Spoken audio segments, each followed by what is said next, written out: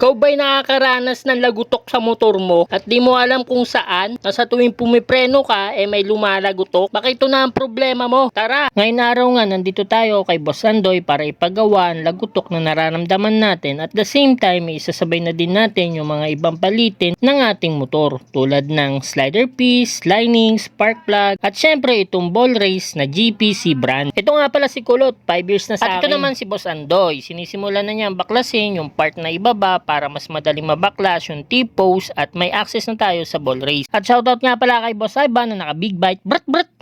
At kung makikita nyo nga, baklas na halos lahat ng parts ni Kulot. Kailangan talaga maglaan ng oras pag magpapagawa kayo ng ball race dahil di basta-basta ang pagkakabit na ito. At ito na nga yung lumang ball race na kailangan palitan at tatanggal na rin natin yung T-post. Sa pagtanggal nga pala nito, kailangan pukpukin pa itaas. At ito na nga pala yung status ng ball race natin. Kitang-kita na may kanal na at bakat ng mga bulitas dahil na din siguro sa tagal at sa mga lubak na nadadaanan natin at syempre sa mga biglaang pagpreno. At ito na nga, ikakabit na natin yung ball race. Sa pagkabit nito, dapat siguraduhin natin malagyan natin ng grasa. Gamit dito ni Boss is high temp na grasa. Wala naman required na grasa, kahit ano pwede dahil ito yung magpapatagal ng buhay ng ball race. At ito na nga yung part na mahirap, yung paghihigpit. Kaya naman imbis na ako yung gumawa, pinagawa ko na dahil di din basta-basta ang paghihigpit nito.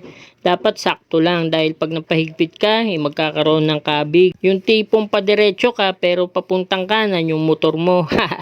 At kung luluwag naman, masisira agad at babalik lang din yung lagutok. At dito nga, chinek na namin kung may kabig pag nakakabit na yung manibela. At all goods naman ang lahat. At simulan na natin yung pagpapalit ng lining. Haha, grabe, napakadumi na pala ni Kulot. At ito na nga pala yung panggilid natin. At sa mga magtatanong kung anong set ko sa panggilid ko, chop suey.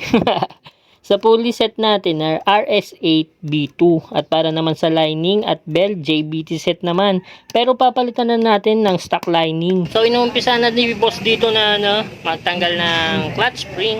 Alright, so ang clutch spring nga pala natin ay RS8, so 1000 RPM.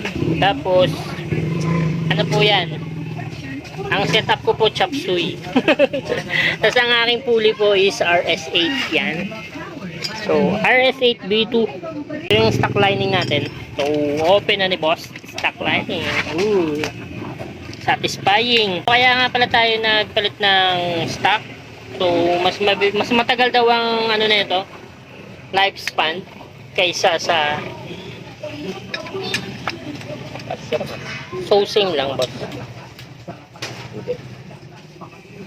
Hindi siya nag-sing. Ayun, X. Sige nga, Boss, pakita mo nga na hindi talaga siya pwede sa JBT. So yan mga master, kaya tayo nagpalit ng back to stock tayo ng housing, clutch housing. At dito nga ay hindi talaga sakto yung stock lining sa JBT housing. At ito namang stock na slider piece natin is hindi siya fit para sa RS8 na backplate. Yan. So may plate to. Pero pag nilagay natin yung mas palagay nga tigas. Yan, kung ilalagay na natin siya mga master. Ayan, skip nga. Ayan, walang mahigpit. Ayun, tumunog talaga. Tignan, Boss, subukan mo i-play. Wala, hindi mahilang. X to mga master. So kung naka RS8 ka siguro baka RS8 din na slider piece. So hindi ko alam kaya ito yung binili ko stock. So yun. Sa mga gusto ng slider piece, bilhin nyo. 300, 250 ko nabili. Clutch assembly natin, tapos tong lock ng ng JBT. Pin ba to, Boss? Kasi hindi rin nag-fit para dun sa stock. So JBT is JBT, then business is business. Alright.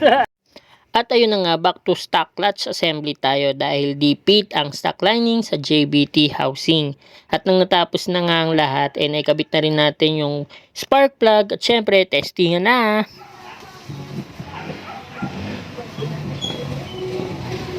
At meron nga din pala si Boss na car wash, yung hulog 5 piso. Kaya naman liguan na natin si Kulot. At so paano, hanggang dito na lang. Ingat lagi na peace out. At ako naman ang titesting.